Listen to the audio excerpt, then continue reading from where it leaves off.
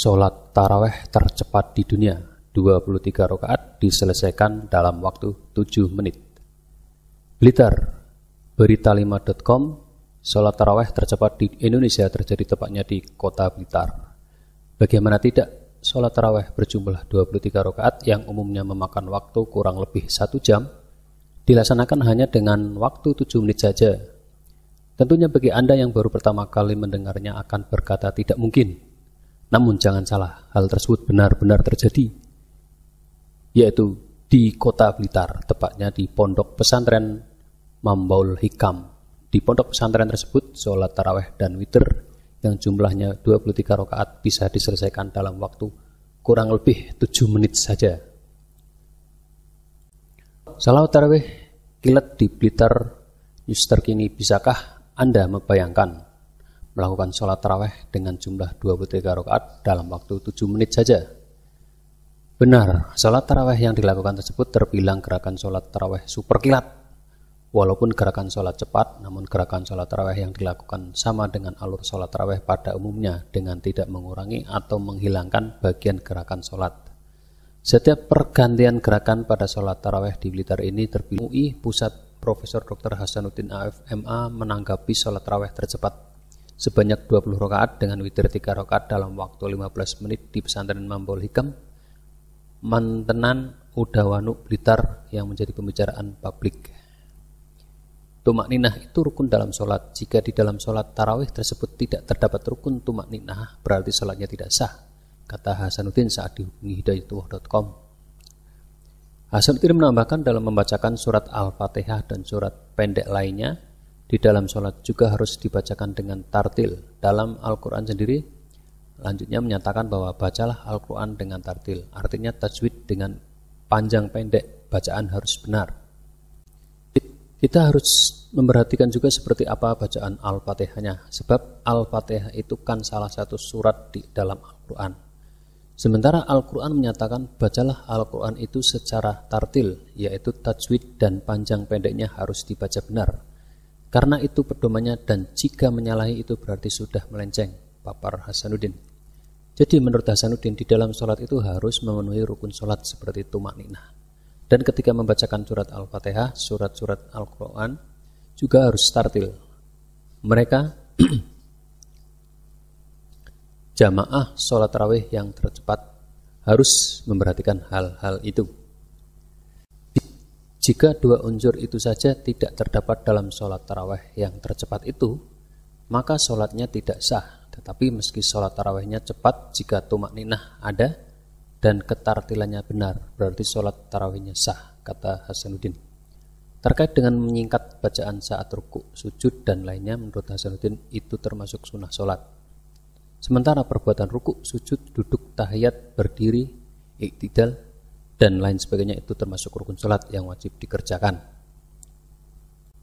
Rukun sholat itulah yang harus dilaksanakan, bagaimana rukuknya, sujudnya, duduk tahiyatnya, dan berdirinya.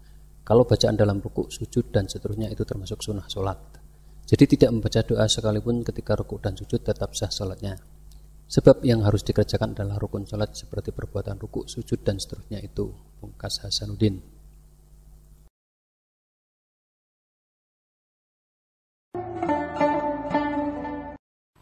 Dan tolong sholat jangan ngebut-ngebut, terawih ngebut-ngebut, hukumnya haram. Kita bermakmum terawih ngebut yang amin.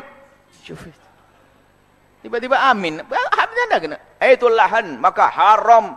Kalau sampai ada Anda mendengar, bahkan dikatakan Imam Nawawi, termasuk dalam buku terawih kita sebutkan juga dari At-Tibyannya Imam Nawawi. Ada sebagian orang tuh kebut-kebutan sholat terawih. Awas, hati-hati.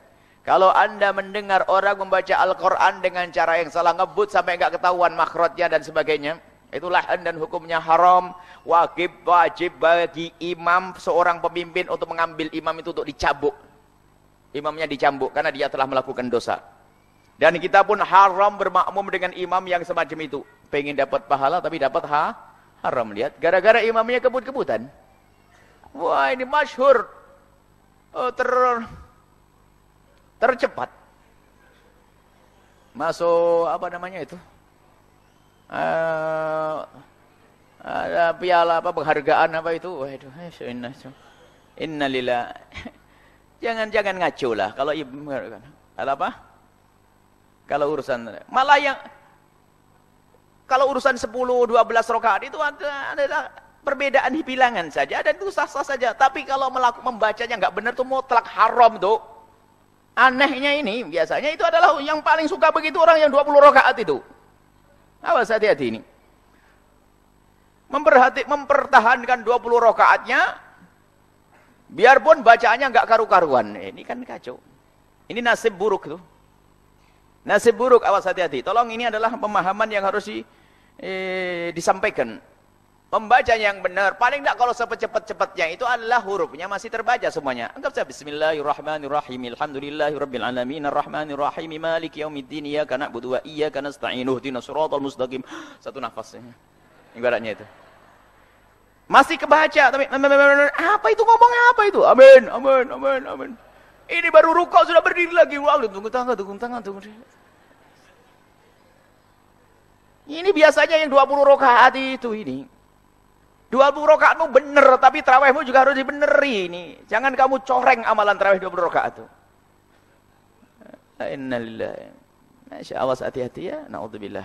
Imam Nawawi mengatakan haram dan wajib bagi imam untuk menangkap orang itu dan ditakzir biar nggak mengulangi lagi. Dihukum untuk manusia.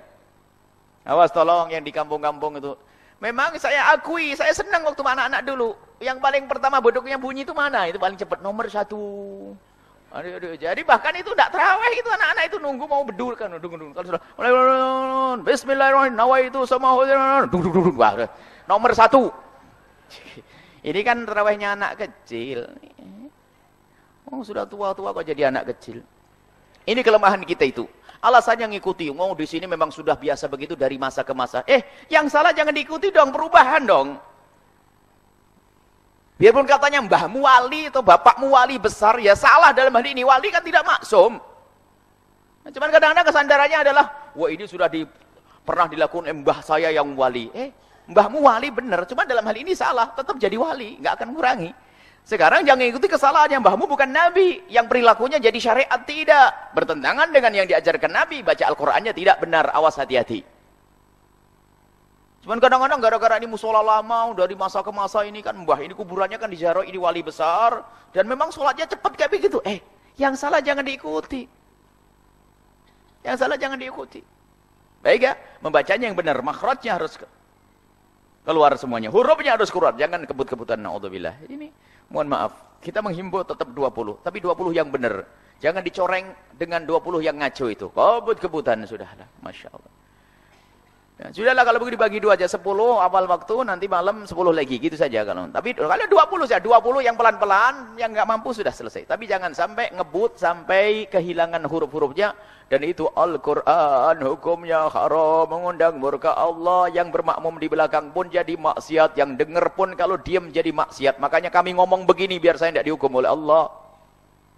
Kalau ternyata banyak yang 20 ngebut-ngebut, saya sudah ngomong, ya Allah saya sudah ngomong di media loh, ini ya Allah jangan dihukum saya, selesai.